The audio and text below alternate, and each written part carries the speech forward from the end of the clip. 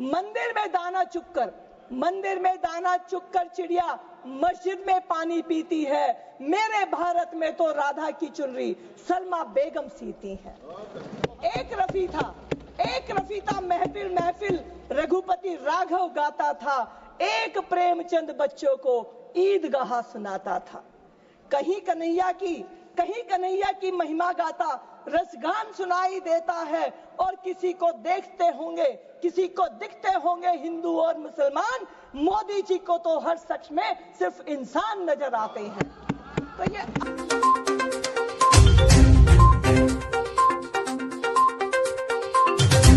Section की आप कहेंगे कैसे? मैं दिल्ली के अंबरहाई गांव से हूं और मेरा गांव आज द्वारका के बीच में आता है।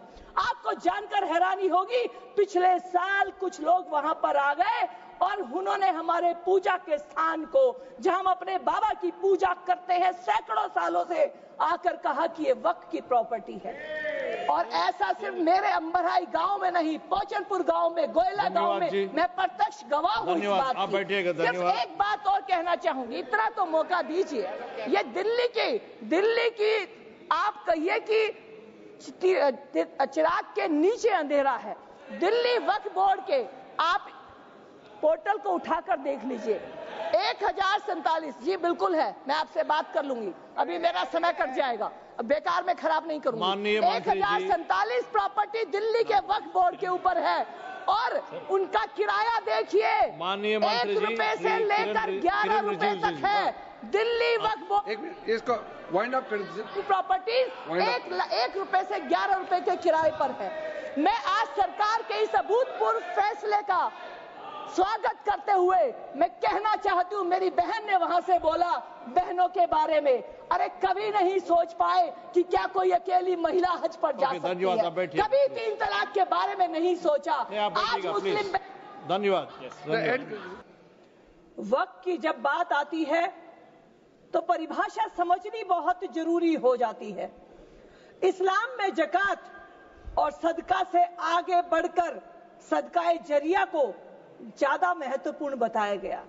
सदकाए जरिया अर्थात प्रॉपर्टी का ऐसा दान जिसमें प्रॉपर्टी की इन्वेस्टमेंट करके मुस्लिम समाज के सभी वर्गों का सामाजिक और आर्थिक कल्याण किया जा सके। और आज अगर हम कहें कि दान की परिभाषा, तो कुरान शरीफ के चैप्टर 2 सूरा अल बकारा और सूरा अल अमार के वर्ष 215 और 134 में इसी भावना को प्रदर्शित किया गया है। आजादी से पहले भी कानून बने और आजादी के बाद 1954 में वक्फ एक्ट बनाया गया और समय समय पर इस पर अमेंडमेंट भी किए गए, परिवर्तन भी किए गए।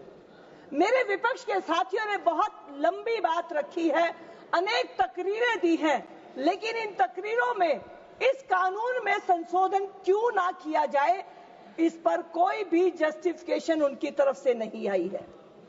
आज विश्व की सबसे अधिक संपत्ति भारत के वक्फ बोर्ड के पास है और ये सभी संपत्ति भारत के मुस्लिम समाज के आर्थिक और सामाजिक उत्थान के लिए उपयोग होनी चाहिए।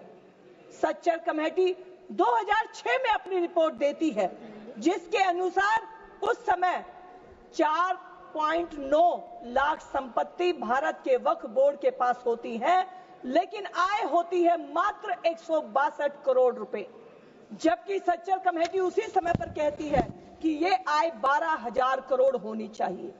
आज इस वक्त संशोधन बिल को सदन में लाया गया और स्वस्थ चर्चा यहां पर होनी चाहिए थी, लेकिन आदरणीय सभापति जी, विपक्ष के साथियों ने आज इसे भी राजनीति का अखाड़ा बना दिया।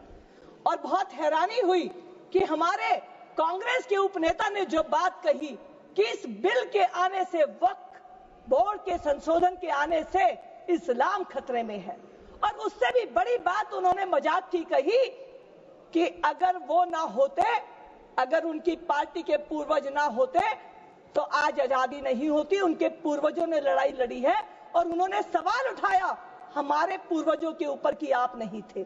तो मैं अपने आदरणीय साथी को इस बात को याद दिलाना चाहती हूं कि अगर उस समय नेहरू जी की कैबिनेट में डॉक्टर श्यामा प्रसाद मुखर्जी नहीं होते तो आज इनके नेता राहुल गांधी जी अपनी यात्रा शुरू करने से पहले किसी परमिट की लाइन में लगे होते, वहां पर उनको जाने की आज्ञा नहीं मिलती। तो ये आज भ्रम फैला रहे हैं।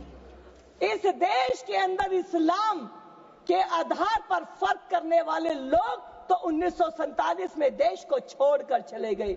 आज इस देश के अंदर जिस भी धर्म के व्यक्ति रहते हैं, चाहे वो हिंदू हैं, मुस्लिम हैं, सिख हैं, ईसाई हैं, वो इस देश को अपना देश मानते हैं और इस देश के प्रति अपनी आस्था और भावना रखते हैं। सभापति जी, मैं आपके माध्यम से कहना चाहती हूं अपने देश के बारे में। मंदिर में दाना चुगकर चिड़िया मस्जिद में पानी पीती है। मेरे भारत में तो राधा की चुनरी सलमा बेगम सीती है।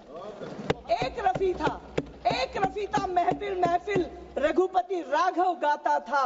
एक प्रेमचंद बच्चों को ईदगाह सुनाता था। कहीं कन्हैया की महिमा गाता रसगान सुनाई देता है। और किसी को दिखते होंगे हिंदू और मुसलमान, मोदी जी को तो हर शख्स में सिर्फ इंसान नजर आते हैं।